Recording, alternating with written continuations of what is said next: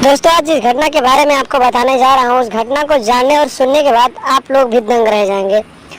दोस्तों जहाँ पर एक देवर ने अपने भाई का ना रहने का फायदा उठाया और अपनी ही सगी भाभी के ऊपर गंदी नजर रखने लगा। उसके बाद दोस्तों क्या हुआ इस कहानी में, पूरी कहानी जानने के लिए हमारे वीडियो में अंत तक जरूर बने रहें। पूरी कहानी आपको विस्तार से बताएंगे, बस आप लोग वीडियो को अंत तक जरूर देखें। नमस्कार दोस्तों, स्वागत है आप सभी का हमारे एशियन क्राइम अफेयर चैनल में।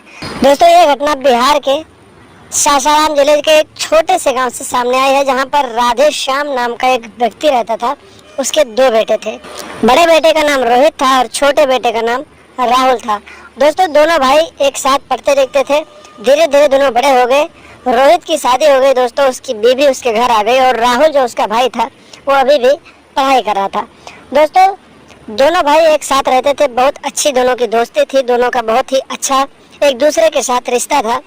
दोनों एक दूसरे के साथ हंसी मजाक करते रहते थे। दोस्तों जब रोहित की पत्नी घर आ गई तो राहुल अपनी भाभी से भी हंसी मजाक करता रहा और उसकी भाभी अपने देवर को एक बेटा समझकर उसके साथ हंसी मजाक मस्ती करती रही। लेकिन दोस्तों घर की स्थिति कुछ बिगड़ गई तो रोहित पैसे कमाने के लिए पढ़ाई छोड़कर मुंबई चला गया। दोस्तों रोहित मुंबई रहकर पैसे कमाता था, घर की स्थिति को सुधारता था और घर पे पैसे भेजता था। लेकिन इसी बीच दोस्तों राहुल जो था छोटा भाई, उसकी नीयत अपनी भाभी के ऊपर बिगड़ गई और वो उसके ऊपर गंदी नजर रखने लगा। दोस्तों धीरे धीरे राहुल अपने हद को पार करते चला गया, लेकिन उसकी भाभी ने उसे एक छोटा सा बेटा समझकर कुछ नहीं बोला। लेकिन एक दिन की बात है दोस्तों, जब राहुल की भाभी अपने कमरे में लेटी हुई थी और अपने पति रोहित से बात कर रही थी, तभी अचानक रात के करीब 12:30 बज रहे थे। राहुल अपने रूम से उठा और सीधे खिड़की के रास्ते अपने भाभी के कमरे में पहुंच गया और रूम का लाइट ऑफ कर दिया और अपनी भाभी के साथ जबरदस्ती नाजायज रिश्ते बनाने की कोशिश करने लगा। दोस्तों उसके भाभी ने बहुत विरोध किया, लेकिन राहुल बोला कि अगर तुम शोर मचाओगी तो मैं भैया को फ़ोन करके बोल दूंगा कि तुम्हारी पत्नी का चाल चलन कुछ अच्छा नहीं है और वो मेरे साथ नाजायज रिश्ते बनाने के लिए बार बार कहती है और मैं तुम्हें भैया के सामने बदनाम कर दूंगा और वो तुम्हें घर से निकाल देंगे।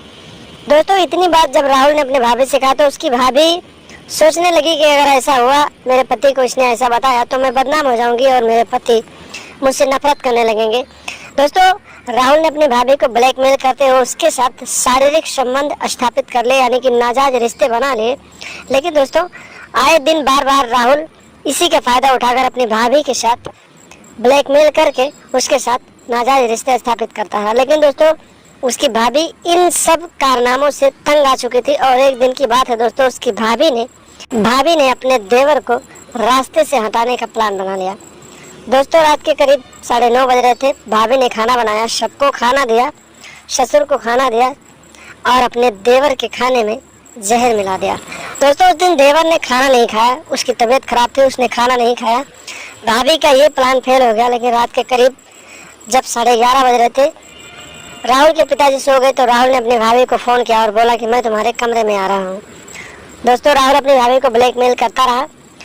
उस दिन भी अपनी भाभी को ब्लैकमेल करके उसके कमरे में पहुंच गया, लेकिन भाभी ने तो अपने देवर को रास्ते से हटाने का प्लान बना रखा था। दोस्तों भाभी ने अपने बेड के नीचे एक धारदार हंसिया रखा हुआ था। जैसे ही राहुल उसके कमरे में पहुंचा और अपनी भाभी के साथ वो सारे कारनामे करने लगा जो उसे ब्लैकमेल करके करता था, तो भाभी ने उसको मना किया, नहीं राहुल आज के बाद हम लोग ऐसा नहीं करेंगे। दोस्तों जब भाभी ने इतना कुछ कहा तो जो देवर था उसने फिर अपनी भाभी को बोला कि क्या तुम अपने पति के सामने बदनाम होना चाहते हो।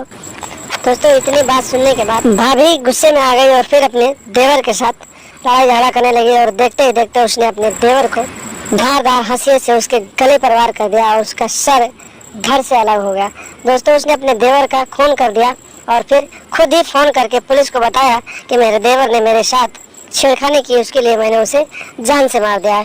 दोस्तों मौके पर रात को ही पुलिस पहुंच गई और फिर पुलिस ने देवर के लाश को कब्जे में लेकर पोस्टमार्टम के लिए भेज दिया और भाभी को गिरफ्तार करके आगे की कार्रवाई के लिए जेल में डाल दिया। तो दोस्तों आप लोग भी अपनी मानसिकता को सुधारें, अपनी मानसिकता, अपने दिमाग में ऐसा मानसिकता ना लाएं जिससे आपको अपनी जान गंवानी पड़े और अपने रिश्ते को बचा कर रखें, अपने किसी भी रिश्ते को तार तार ना करें। दोस्तों आप लोगों से एक ही सलाह है कि आप लोग सावधान रहें, सतर्क रहें, ऐसे लोगों की पहचान करें, उनसे दूरी बनाकर रखें और लगातार हमारे साथ बने रहें। हमारे चैनल को सब्सक्राइब कर लें और हमेशा देखते रहें एशियन क्राइम अफेयर